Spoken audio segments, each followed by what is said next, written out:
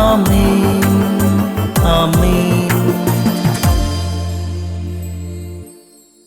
യേശുവിന്റെ ഏറ്റവും പ്രിയമുള്ള കുഞ്ഞെ, ഹോസിയ 14:8, എഫ്രായിം, വിഗ്രഹങ്ങളുമായി നിനക്ക് എന്ത് ബന്ധം? നിനക്ക് ഉത്തരമരുളുന്നതും നിന്നെ സഹായിക്കുന്നതും ഞാനാണ്. എഫ്രായിം, നിനക്ക് വിഗ്രഹങ്ങളുമായി എന്ത് ബന്ധം? Why you are attached to those things? നിനക്ക് ഉത്തരമരുളുന്ന ദൈവം ഞാനാണ്. നിനക്കത് അറിയാം. കൃപ വരുന്നതും കരുണ വരുന്നതും എന്നിൽ നിന്നാണ്. പക്ഷെ നീ ഇപ്പോഴും വിഗ്രഹങ്ങളോട് കെട്ടിപ്പിടിച്ച് ജീവിക്കുന്നു. അന്ധവിശ്വാസത്തിന്റെയും അഭിചാരത്തിന്റെയും പുറകെ പോകുന്നു.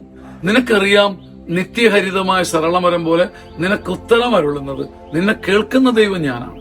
പക്ഷെ അപ്പോഴും നിന്റെ ശരീരത്തിലും ജീവിതത്തിലും നീ ദൈവമല്ലാത്തതിനെ കെട്ടി ഞാത്തിയിട്ട് നടക്കുന്നു.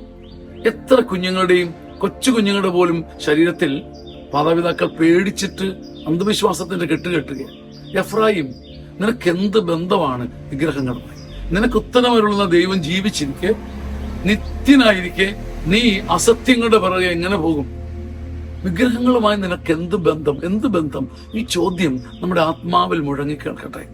ഈ വചനം നമ്മളെ കർത്താവിലേക്ക് ഒട്ടിച്ചു ചേർക്കട്ടെ.